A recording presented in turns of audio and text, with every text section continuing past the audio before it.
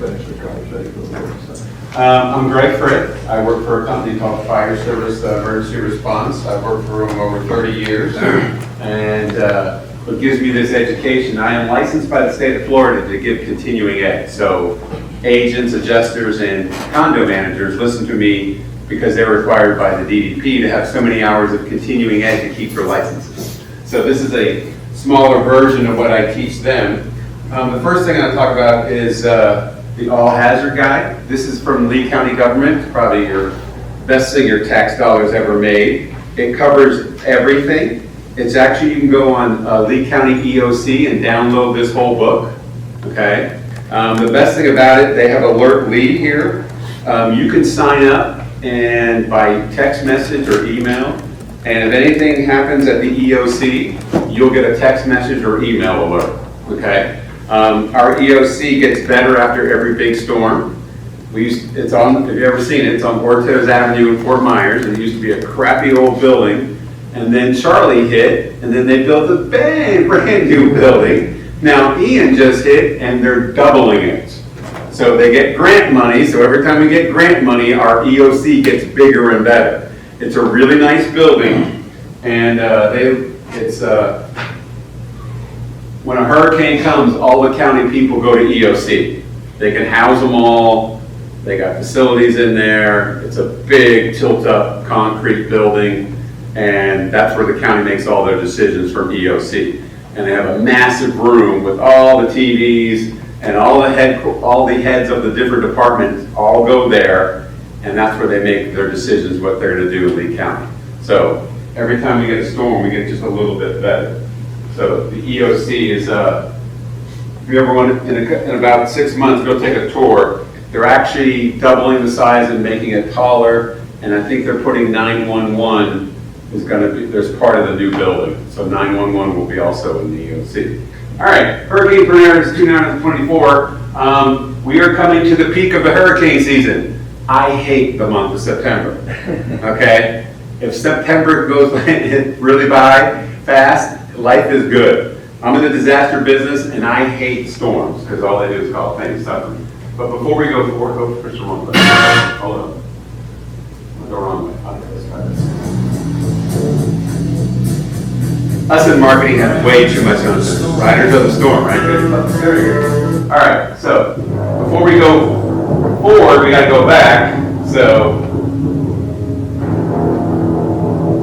that's Fort Myers Beach. So what happened here, a weather guy strapped a camera on one of the concrete poles about 15 feet up in the air, and he hit record. So that's what it looks like when an official 13-foot storm surge comes into Fort Myers Beach.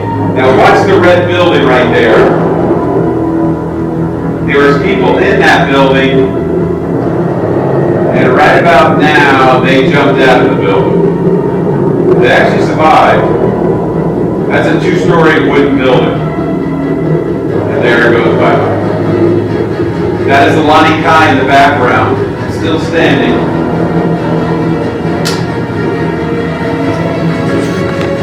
So those palm trees that you can see the waters on top, they're about 14 feet up in the air.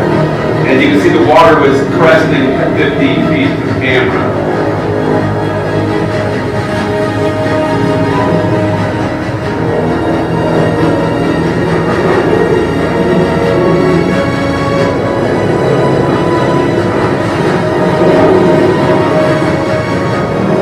That's what's Fort Myers Beach.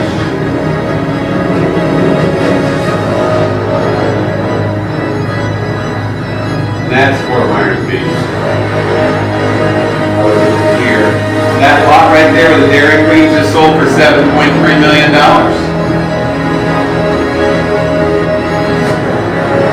That is the road on the way to Sanibel. And that is the Sanibel Causeway.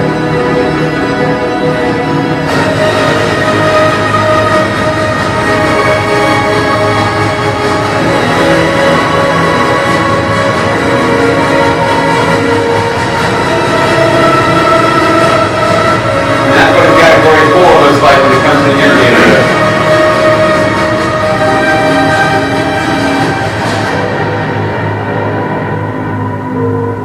And it was almost a category 5. I mean, we missed it by that much.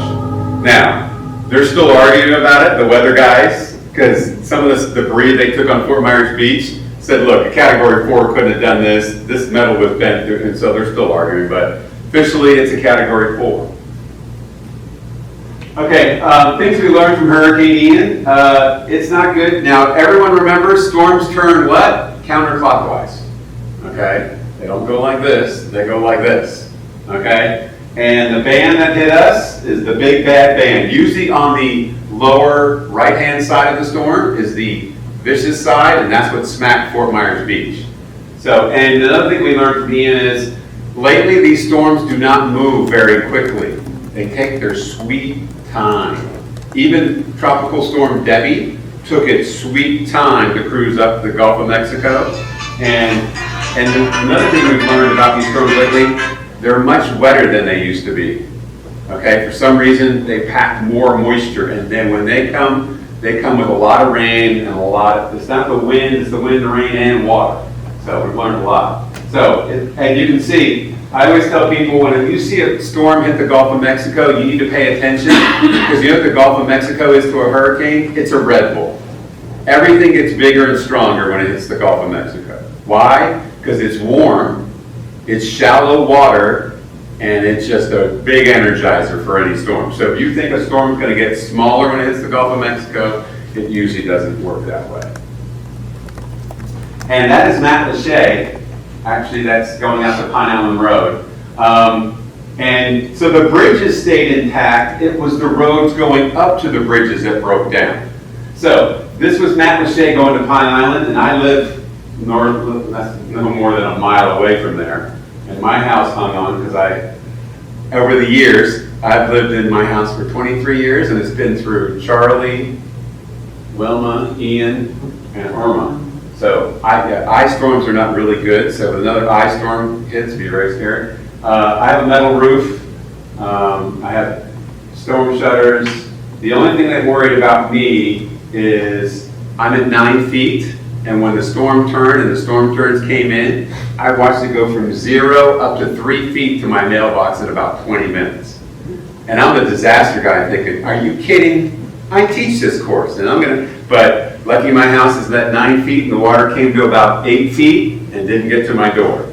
I just had some damage due to my neighbor's palm tree that took my screen enclosure out, and some trees that landed on the roof, but other than that, we were good. So, Hans Construction, he has family that lives in Pine Island, and he sat there on that side of the river, on this side of the bridge, and started making phone calls. He climbed the ladder. He talked to county commissioners, then he went up to state representative. Finally, he got the governor on the line and said, I can fix this. I have the equipment, I can fix this. And guess what the governor said? Fix it. And he had a road open in 3 days. So the people on Pine Island could get off the island. It's amazing when government gets out of the way and they let industry, and he had the trucks, he had the equipment, so he literally had roads, temporary roads, back to the bridge in 3 days. And that was the pier that they're still debating on what they're going to do. That's going to be there for quite a while. It's a lot of money. The county doesn't have that kind of money. They're still waiting for it, so we're not going to have a pier probably for at least 2 years. And that's what Fort Myers Beach looked like. And basically any wooden structure on Fort Myers Beach went away because it couldn't take 130 mile an hour winds plus with a 13-foot storm surge. So we'll talk about storm surge here in a second. And that's what the causeway. You know, they spent $350 million on that causeway so far, and it's still ticking. Now what they've done, it doesn't look like that now, but what they've done, they've piled a whole bunch of sand and they've put massive metal plates and they've put them into the ground.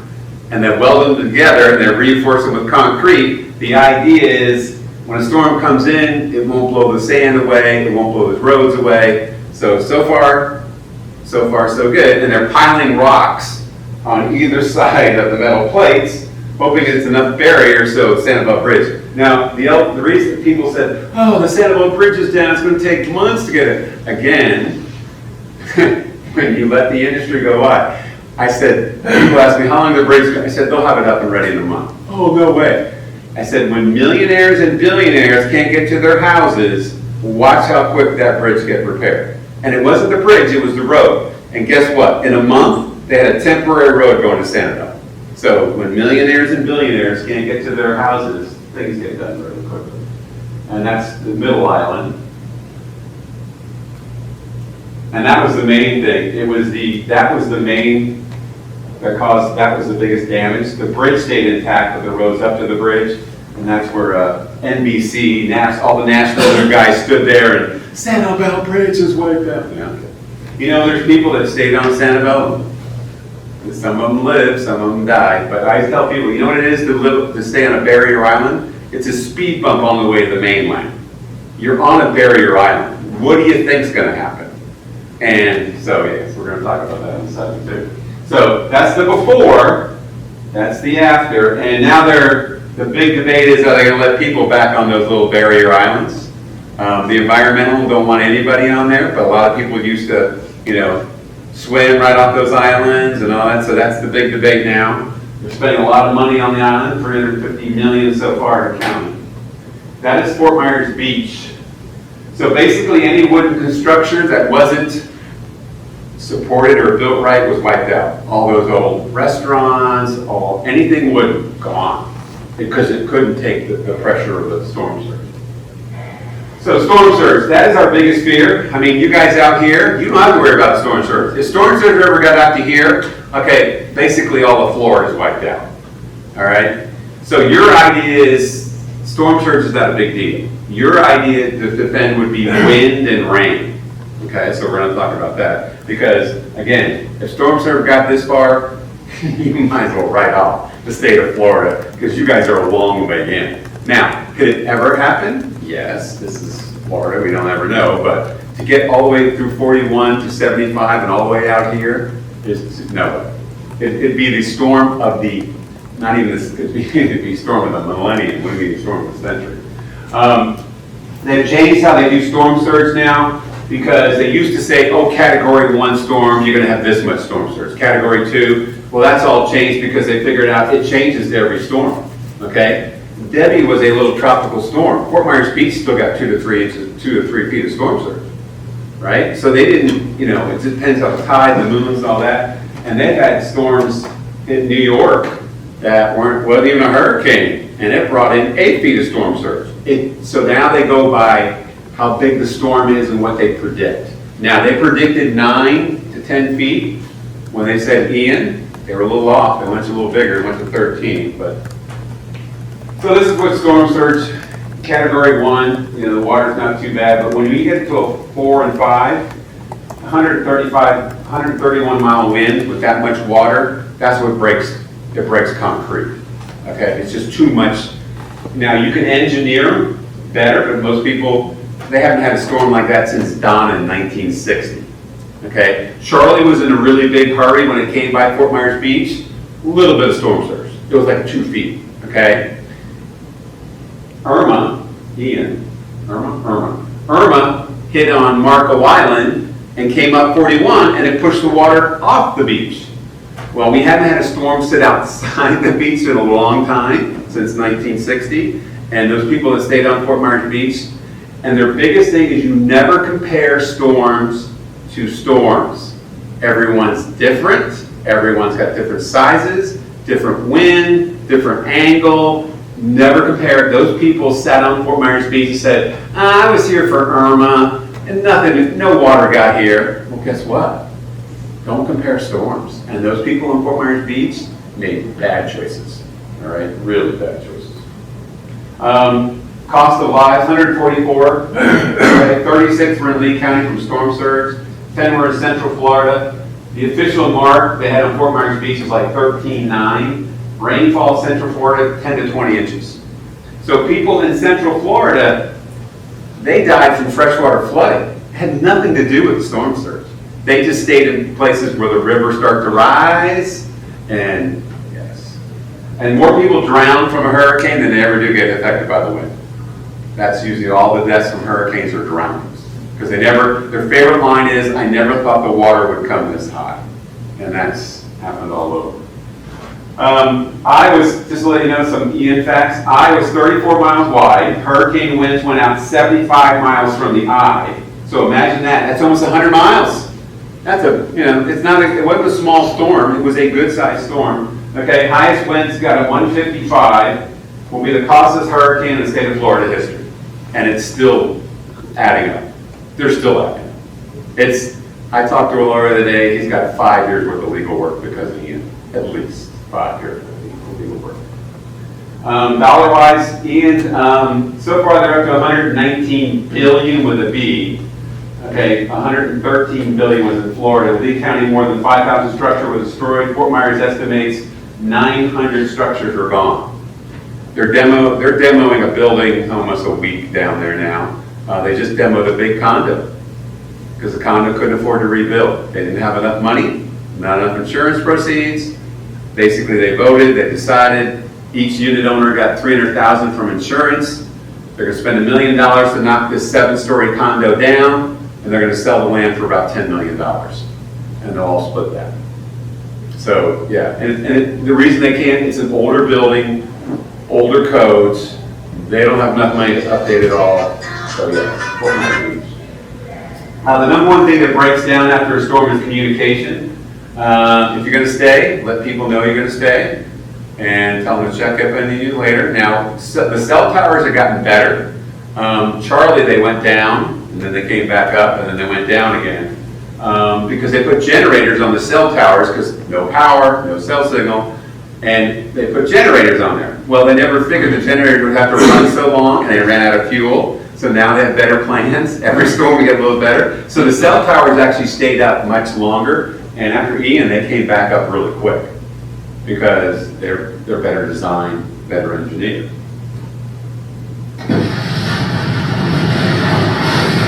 I really think this is an adjuster just making sure how hard the wind is blowing.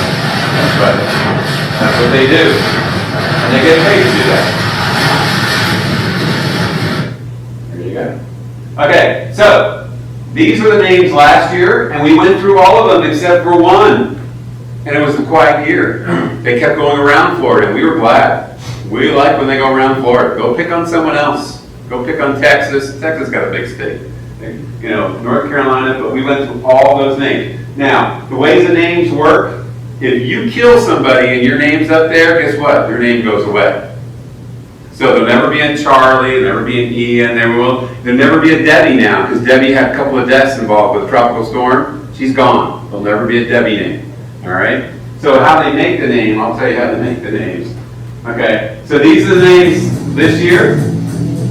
And Nesto was the last guy. So we're up to the F. We're supposed to get to right here. They predicted 23 storms, so we'll see. The I, where's the I name? Oh, right there.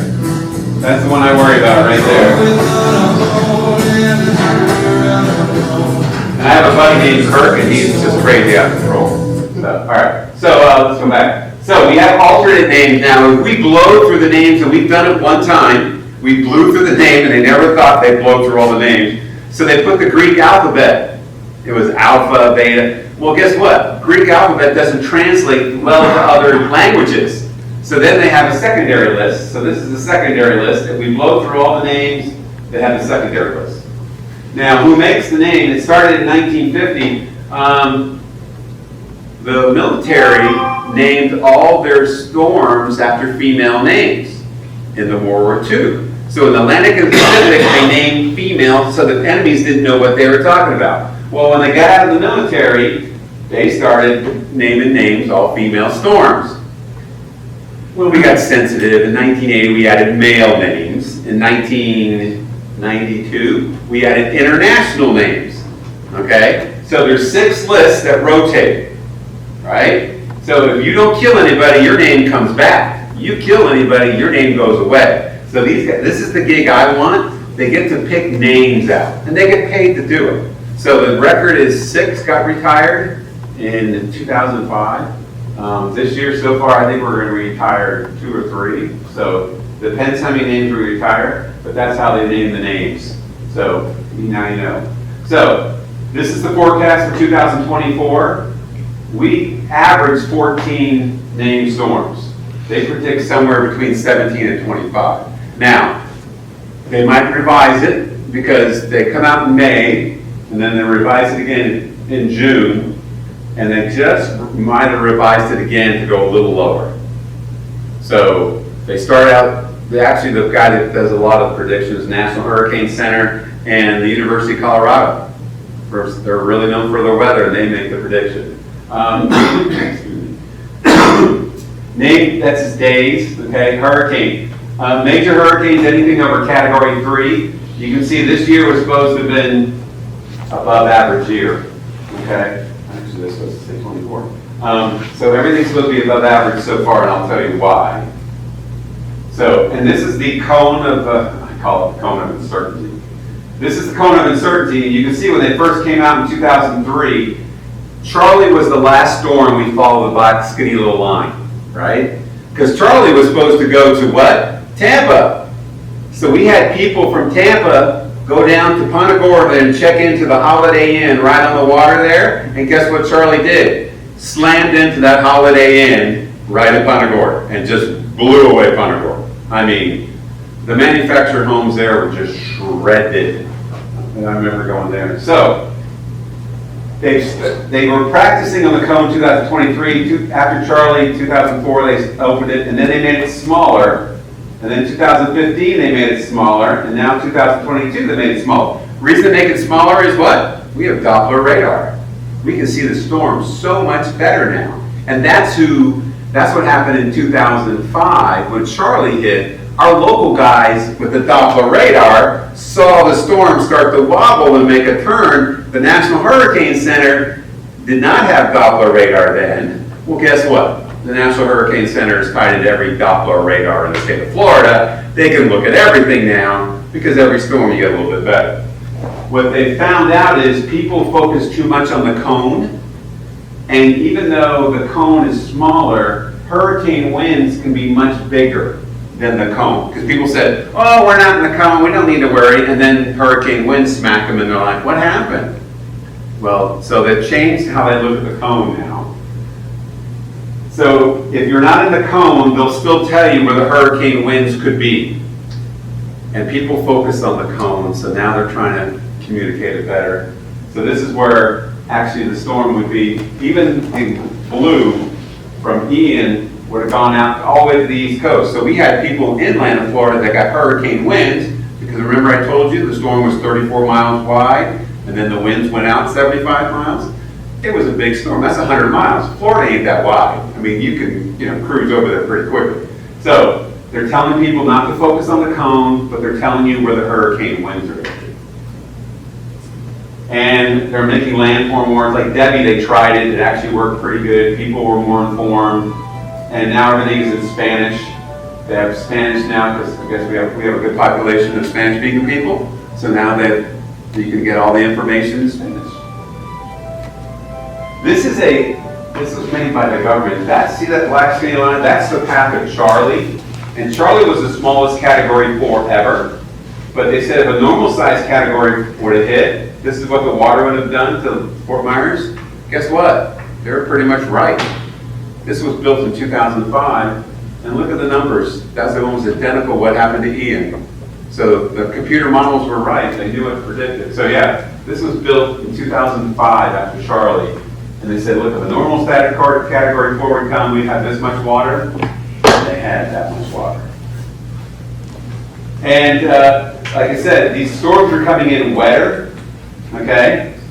Remember Harvey in 2017 sat on Houston, Texas, and dumped 60 inches of rain in 3 days.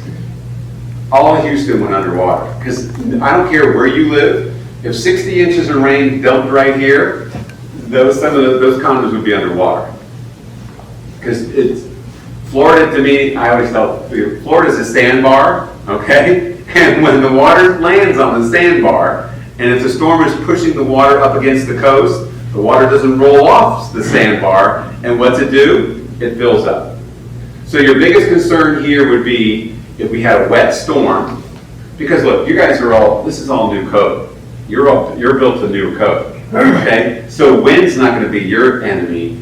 Your enemy would be if you have that nice pretty lake behind your house now, and then 20 inches of rain drops, that pretty lake might roll to your house. So that would be your biggest concern. But yeah, even 2000 Sally wasn't a big storm, but it dropped 30 inches of rain up in Florida and it just wiped out the panhandle. Debbie's going to be up there because Debbie dumped. We did a bunch of stuff up in Sarasota and Venice area, and we did areas that weren't even in floodplains because where the bands were doing, Debbie was kept pounding them with rain, and all weekend long, almost 20 to 30 inches of rain dumped in Venice and Sarasota. And some of those really nice houses by those really nice lakes went underwater. And they didn't have flood insurance because they were not in a flood area. So all it takes is the right amount of rain. And for some reason, disasters are happening more frequently. You can see in the 80s, it used to be every 100 days. And then, so you can see in 2020, we're averaging like every 20 days there's some kind of disaster. And it could be anything. It could be weather related. And it does. We have a lot of weather. It could be a tornado. It could be a hurricane. So I tell people, wherever you live in the United States, you're going to deal with weather some way or another. Up north, it's cold and ice, right? In the Midwest, it's tornadoes. We're down here, it's hurricane. I'll take down here because they give you a 5-day notice. If you can't make a plan in 5 days, that's your issue. Now, if hurricanes stress you out, go for a 3-day drive. If I have someone on the East Coast, hey, I'm coming over to visit for 3 days. And then just have proper identification to come back over here. And during Ian, my wife was up in Chicago, and she's like, should I come back? I said, why? I have no power. I have no water. It's camping out here. And I had no power and water for 8 days. So my routine was getting up every morning, taking my little yellow bucket to the pool, and scooping up water so I could go use the restroom. It's camping. If you don't like to camp, go for a 5-day drive. Because the biggest thing is when the wind blows, guess what comes down? Power. And look, the power companies design this stuff to hold up to a certain number of wind. Once you get over 100 miles an hour, those poles don't hang on. They can usually hang 120, 130. If get to 140, and what happens is that the old one goes down and they kind of go. So even after Hurricane Charlie, Captiva didn't have power out there for a month. A month. So I can handle 8 days. Now my water comes from Pine Island water. Well, guess what's not happening on Ian? There was no power out of Pine Island, so thank you, Cape Coral water turned the switch and we got water. But 8 days, no power. And that's the biggest pain in the butt. The bigger the storm, the more intense the storm, the longer you're going to be without power. So, now I have a lot of people that bought generators now, right? Oh, I got that generator system, and I got it all hooked up. And I said, well, they don't run underwater. If you get a big storm surge, they don't run underwater. Now I have my neighbors have bought them all, and I said, well, they work, but you see how close the water came to us in Ian? If another one hits, those don't run underwater. So they work, but they don't run underwater. 5 hurricanes that had taken the most lives. This one floors me right here, Katrina. That's the 2005. With all the warnings we had, people just stayed in the wrong places, and then the dikes went. This is when New Orleans went underwater. 1,800 people died. And the story is they ran out of roof. They climbed in their house, got up their attic, ran out of roof. So this is the one that changed our lives. See this one right here, Lake Okeechobee in 1928? There was a hurricane came and the lake overflowed and just wiped out the town underneath it. Guess what the Army Corps of Engineers did in 1929? They built a wall around Lake Okeechobee. And they changed the natural water flow. Because of that storm, we have the water issues, and we've spent billions of dollars trying to fix the Everglades, and it was due to a hurricane that started it all. Because once the Army coordinators built the wall around the lake, and then they changed the river they carved out the river. Lake Okeechobee used to wind a lot more. But now the Army Corps straightened it out. Yeah, they changed the flow of the Everglades, and we spent $1 billion trying to correct it. So, how much is hurricane? The average hurricane is $20 billion. The insurance company would love an average hurricane. $20 billion to them is walking around money, okay? They have that in their bank account, they can write checks. When you get a $119 billion storm, then that's why you pay what you pay in the state of Florida, okay? And they didn't just lose houses, they lost cars. And when they lose cars, that really, because there's no fixing, it's total, right? Because all the computer stuff on cars now is what? On the floors. They're on the floorboards. They're not very high up, and all it takes a couple of feet of water. They were total, and that amount of cars I saw total in Sanibel was astronomical. I mean, just crazy cars. I saw an expensive Porsche that was probably worth about $400,000. I'm like, what are you doing putting this on a barrier island during hurricane season? And it was I'm like, huh, yeah. But yeah, 20 billion is the average. Most active months, November is number 4. August is number 3. Hey, we're through August. Okay, so the third one's out of the way just about. Thank you very much. October is number 2. And yes, the number 1 month for hurricanes is September. I would not go on the Caribbean cruise in September because you will be ducking a hurricane one way or another. But that is the number. So we came close with Ian. We were almost to the end. We were so close. So yes, the number 1, this is the one I worry about the most. October, if we do get a hurricane in October, usually cold fronts bump into them. They're not as strong. September is the wild, wild west for hurricanes. And there's the peak right there, folks. Right there, in the middle of September. Every day every day past September 15th, I breathe a little easier, and we were so close. But yeah, so June, July, piece of cake. We tell all our people, go on vacation, life's good. August, they're fine. September, we have no one go on vacation in the month of September because it always seems to happen in the month of September. So I want to get to September quickly. Now, this is a map. When you have friends, people come, oh, they never told me about hurricanes. Really? You live in the tropics. What do you think's going to happen? We live in the tropics.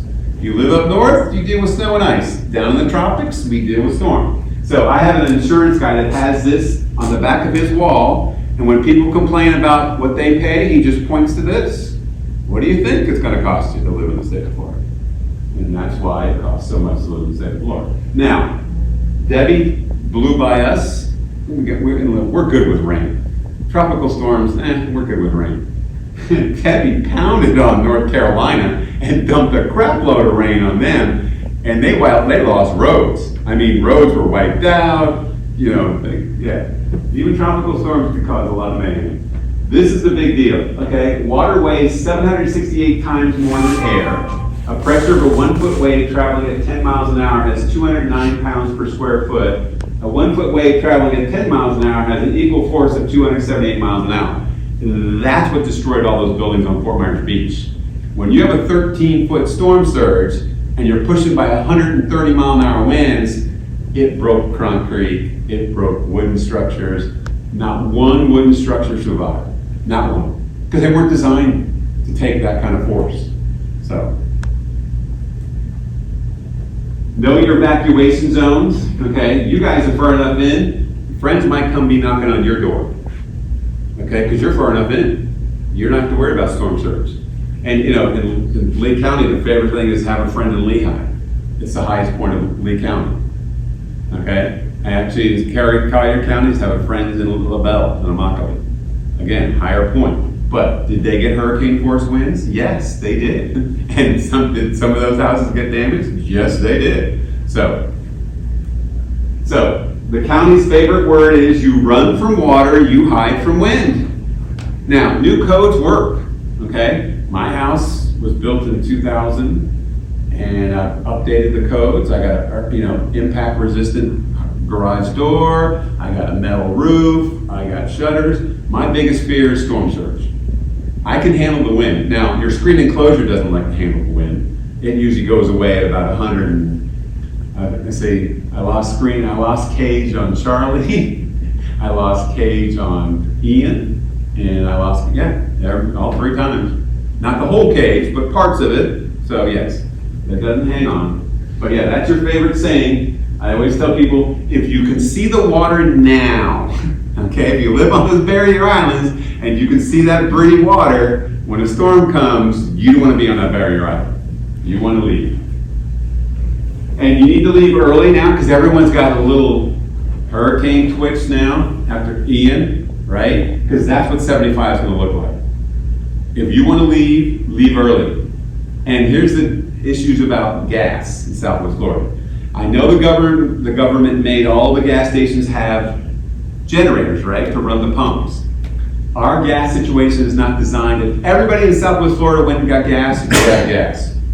Because the system's not designed for everyone to go get gas. So, if you're gonna leave, leave early, have a full tank, and Hurricane Irma, everyone bailed on 75.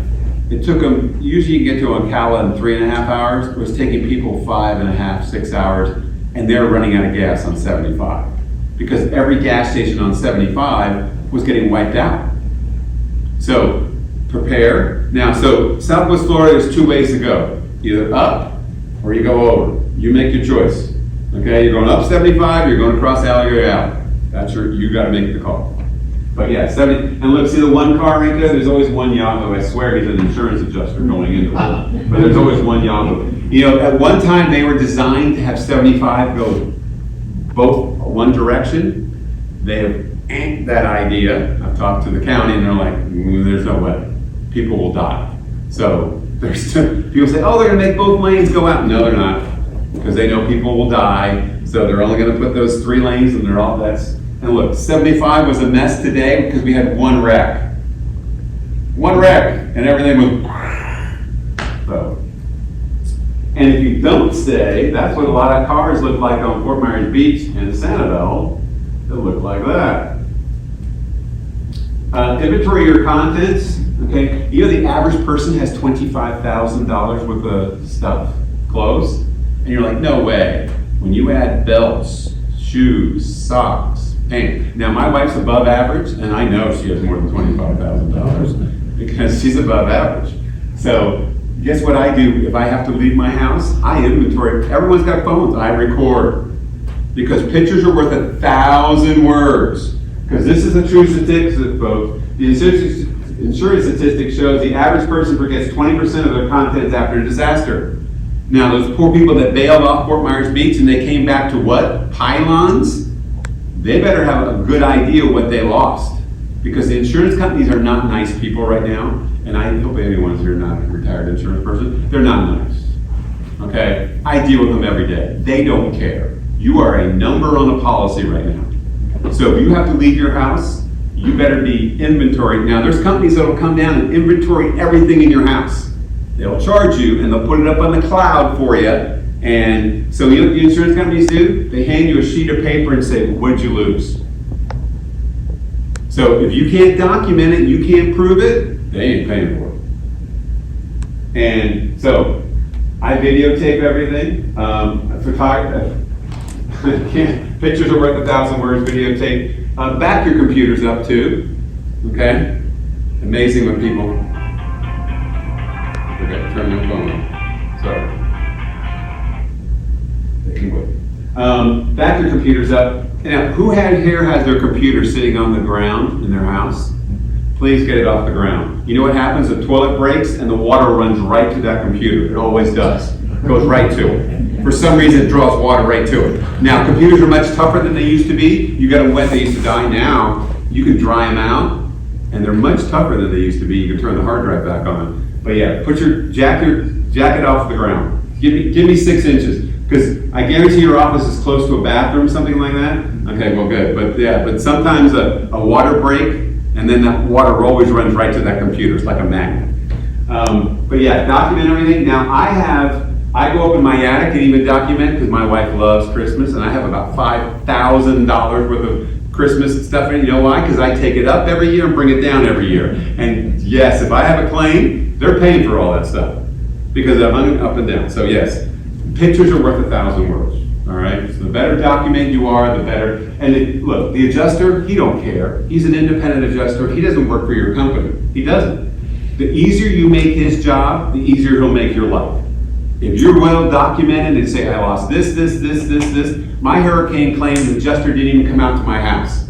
I had it all documented. I had all the invoices. I had everything that she needed. She went, I'm good. So yeah.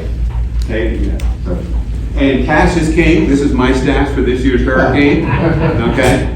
I even got some Mexican money in case a hurricane comes from Mexico. Okay. Actually, this is actually from grow houses. If you have a spare room, growing marijuana is very profitable in Southwest Florida, just to let you know. Keep it under 25 plants. We clean up grow houses, so I know way too much about marijuana and legal laws. Anything under 25 plants, you can call it medicine, right? Anything over 25 plants, federal charges. Okay, so I know way too much about it because we've cleaned up way too many drug houses. But those are $20 bills and they're about this high. Okay, for some reason you don't pay taxes for marijuana and grow houses. I just can't understand.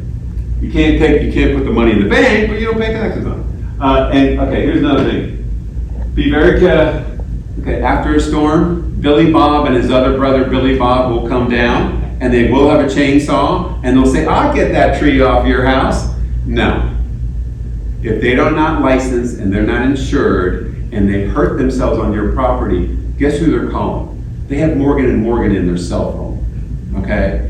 I know you've had disaster number 1. Do not race for disaster number 2. Take a breath. If it doesn't look right, doesn't smell right, let them go on by. Trust me. I deal with a lot of disasters every day.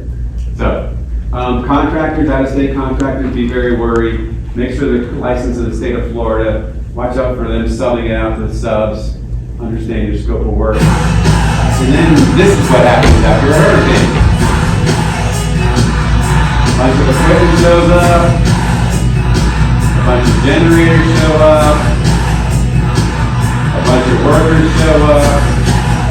Look at him with his thumbs up. You know why? He's going to work the next 90 hours per week for the next month. And he's like, yeah. Okay. And then a lot of debris gets picked up. A lot of guys show up. It gets really messy. So, roof contractors, if you have a roof on the hook, I'd send his wife a Christmas gift and I send his kids a Christmas gift because you want him to come to your house after the storm. Have a relationship with them. If they're doing a maintenance program already, guess what? They know your roof already. So a lot of these condos have maintenance. You know, they come and check the roof every year. You want to keep them doing that because they know your roof. And guess what? They're going to run to your roof after they know a roof they don't know. So these are all tile roofs. They're engineered very well. They can take a lot of wind. Your biggest issue would be if the legs rise. Restoration contractors, cost of drying versus everything's T&M after a storm. T&M is time and material. Do not give these guys open checkbooks. If they come here and say, this is going to be about, no, how much, they know how to do it. Tell them you want a hard number, not this I'm guessing stuff. And if they can't give you a hard number, send them down the road, please. Because there was a lot of messed up people. And if I show up with this much equipment to your building, you're having a bad day. Okay? And if I show it, this is a condo in the colony. That was a bad day for them. Actually, it wasn't a hurricane-related stuff. A sprinkler main broke on the 15th floor. Not a little pipe, a big pipe. Broke on the 15th floor, and no one was in the building. It was in the summertime, and it ran down all 15 floors. I mean, we got in there, these stairwells looked like a waterfall coming down. And guess what they do when you flood half the building? They shut the power off. Because all their systems went underwater. Their fire suppression system, their elevators, the elevators were down. Yeah, that was a big mess. And it wasn't off a hurricane, it was off a pipe. Now this is actually hurricane. We did Shell Point. Everyone know where Shell Point is on the way out to Sanibel? That nice expensive retirement community out there. It's on an island. And it's right by the water. That island took 6.5 feet. And so we were in there getting a bunch of stuff in Shell Point. And and we had dumpsters galore and appliances galore, and everything had to be scraped up, everything went underwater. It was quite the task. So, see this house right here? This is in Mexico Beach. That's up in the Panhandle, okay? Mexico Beach is the Florida Destin where everyone goes. Mexico Beach is a little on the corner right here. So these two doctors decided to build a house right on the water in Mexico Beach. They hired an architect, and the architect designed the building to take 275 mile an hour winds. You can tell they put more concrete pilings in there. They actually put $50,000 more of concrete. They put a metal roof in there. They made it as strong as possible. Well, guess what? Mexico Beach took a 15-foot storm surge. That house took a 15-foot storm surge. Didn't phase it. Because again, new codes do work. Now, the guy behind him was mad when that guy built the house, but guess what? He's not mad anymore because that house protected his house.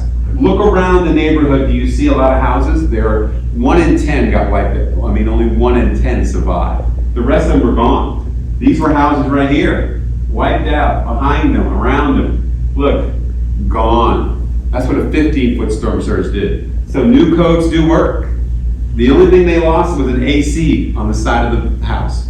That's the only thing they got. So you can build them, but they cost money to build, and the average homeowner won't put that kind of money. These guys did because they're like, we're on the beach. And they designed right, so I give them credit. Expectations. Okay, when a hurricane hits, everything takes twice as long. Actually 3 times as long. Because the system's not, we live in an instantaneous society. After a hurricane, nothing is instantaneous. So, you know that Shell Point job I talked about? Well, I had 130 people working there every day. Guess what I had to do? I had to feed them. There was no 7-Eleven open. There was nothing. There was no power. So everything becomes harder. Everything becomes harder. So you think things are going to get snapped up and get repaired? They're still working on stuff. I just went to a condo last week on Sanibel. It's still a gutted shell. They're still waiting for insurance and the contractor and permitting. It's almost been 2 years. Still a gutted shell. So yes, everything takes much longer. The reason we're having an active year, okay, there's 2 weather systems at El Nino. We love El Nino. He's a great guy. More storms this year because El Nino was going away and his sister was showing up. She was showing up in June. Well, when she shows up, she doesn't have a lot of wind shear, and she loves to bring everyone into her party. So, and look, drier, warmer. Have we had drier and warmer? Well, we actually not because it's been wetter. So they're kind of dabbling La Nina and El Nino, but so far La Nina has been working more than La Nina. And you know what we like? We like dust because hurricanes don't like dust. Bring the dust. I can pressure wash my deck. I'm good. Okay? Bring on the dust. So right now, the dust off Africa has been helping. Like the weather guy said this morning, next 7 days, nothing happening. I'm like, thank you, Lord. Let's just keep doing that. So dust and hurricanes do not mix. We like dust. And this is the cool stuff they have out. They have 12 of these now. When they get a hurricane, guess what they do? They sail it to the hurricane. It's powdery, battery power, and it's pretty big. You say it's not small, but the weather people have them out there, and they actually they're measuring wave heights, and they're measuring the salinity of the water and the temperature of the water. So they get excited because they get to remote control these 12 ones to wherever the storm is. And then these drones, these are really cool things too. Now the technology of that's why they can measure the barometric pressure all the way down. The drones just circle around until they crash and die into the water, but they take really great readings. That's why they're better at looking at hurricanes. Your insurance agents, ask what not is covered, because the insurance policies are about that thick now. 20 years ago, they used to be 2 pages. Now they're this thick. So ask if you need flood insurance. Know your limits. There's not an endless pocket of money there for an insurance company. Everything has a limit. There's a limit to what your structure will be, and there's a limit to what your content will be. If you do have a flood policy, those people in Fort Myers Beach thought they had content. They didn't buy content. There's different, you got flood for your structure, flood for your contents. The most the policy flood is $250. Yeah, $250. And I think the most you can have on contents is like $150. But yes, a lot of people didn't have content, and when the water comes in, now, it's a really crappy policy flood, you know why? Because it's run by the government. And so if this chair got damaged due to water, and this is a 10-year-old chair, they only give you what a 10-year-old chair is worth. It's not full coverage like your homeowner's policy. So the joke is, when a hurricane comes and the water's rising, the hurricane agents are up on the roof taking shingles off because they want the water to come from the roof because it's a better policy versus rising water.